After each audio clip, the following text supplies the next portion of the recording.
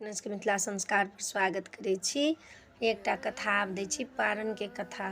जे पारण के कथा जे होइए, 5टा कथा एहि बेर देलहुँ हँ, देव 5टा कथा, तऽ सुनब अपने सब।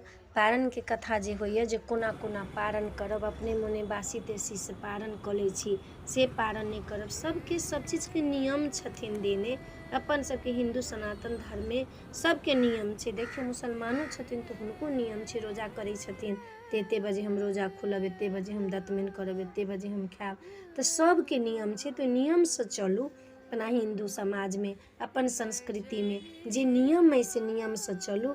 पारणके एकटा मलिनिया रहथिन, राजाके मालिन रहथिन, ओहो रहथिन जितिया व्रत केने। जितिया व्रत कऽ कऽ मलिनिया कहलखिन कि जे काल्हि फेर हमरा फूल तोड़ि कऽ लाबऽके, माला गाँथऽके अइ, आ हम कोना कोना करब। ताहि दुआरे रातिमे भानस कऽ लेलखिन। अष्टमिएके रातिके भानस कऽ कऽ कहलखिन नवमीके हम भोरे नहा लेब, सोना लेब, बेटा हमर फूल तोड़ि कऽ लाबि देत, हबर हबर माला गुथब आ चलि जायब राजाके दरबारमे। मलिनिया अष्टमीके व्रत केने रहै आ तखने भोजन बना लेलक। कहियो भूलि कऽ भोजन नहि बनायब अष्टमीके। अष्टमीके भोजन बनायल केओ बनाइयो देत तऽ नवमीके अहाँ कहियो नहि भोजन करब, बड्ड दोष लिखै छै। सएह कथा दै छी। जितिया व्रत करै छी तऽ ताजा ताजा चीज, गरम गरम चीजसँ खायब। जे जितवाहनोके जे छनि से उखड़ल आखड़ल रहै छनि, खड़ी तेल जे हुनका चढ़बै छियै से देह हुनकर उखड़ल आखड़ल रहै छै, तऽ हुनका खड़ीसँ नहा कऽ चिक्कन भऽ जाइ छै। खड़ी चिक्कन होइ छै, खड़ीसँ नहा कऽ तेल लगा कऽ चिक्कन भऽ जाइ छनि, तहन धऽ छै। ताहि दुआरे जितवाहनो कहै छथिन जे हमर व्रत करिए से गरमे गरमे चीज खाओ, ठण्डा एकोटा नहि खाओ। दोसरमे बासी चीज अष्टमीके रान्हल नवमीके तऽ कहियो खेबे नहि करी।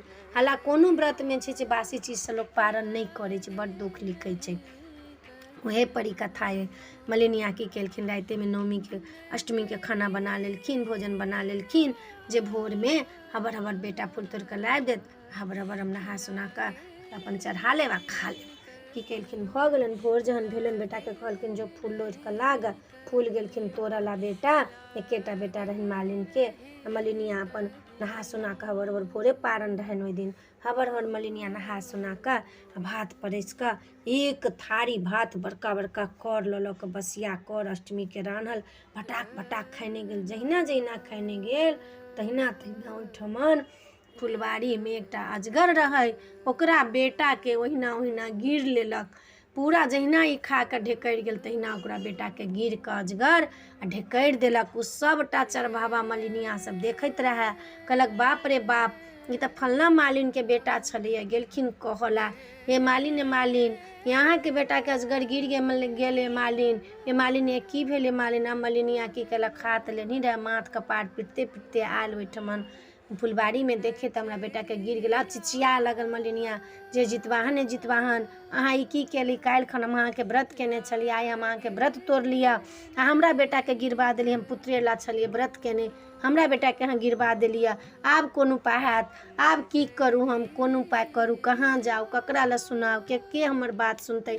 खूब चिचिया फटफटिया लगलखिन। दयानिधि छथिन जितवाहन, दयामयी छथिन, दयानिधि छथिन। चटसँ आकाशवाणी होइ छै, गे मालिन तो जितियाके व्रत कैले है, अष्टमीके रातिमे तो भानस कऽ कऽ आ नवमीके तो खैले है, ताहि दुआरे तोरा बेटाके अजगर गिर गेलौ है।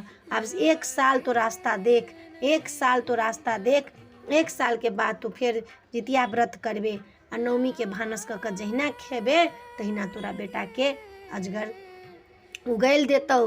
ताहि दुआरे तो अब 1 साल रास्ता तक। मलिनिया अब 1 साल तक रास्ता देखलक आ सब दिन आबे ओहि अजगरके देखे ओहिठमन ढींग जकाँ पड़ल। सब दिन आबे ओहि अजगरके, सब दिन देखे ओहि ढींग जकाँ पड़ल।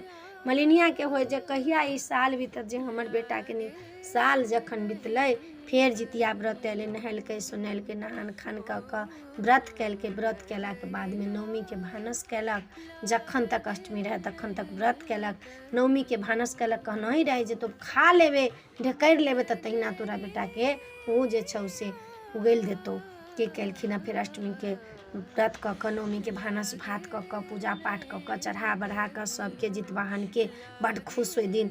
तखन जहिना गरम गरम मुँहमे खयलक तहिना लोकसभ ओहिठमन ताँता लागि कऽ देखै छै। जहिना जहिना मलिनिया खाइए तहिना तहिना ओकरा बेटाके पैर हाथ मुँह कान ओहिना ओहिना निकलैए।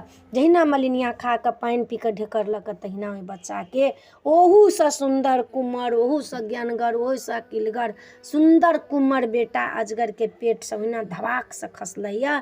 आ ओ माय माय हल्ला करै छै। मालिनके बेटा एतेक सुन्दर छै जे देख कऽ लोक चकित होइ छै। ओहिठमनसँ अजगरसँ सड़ि कऽ चलि गेलैए।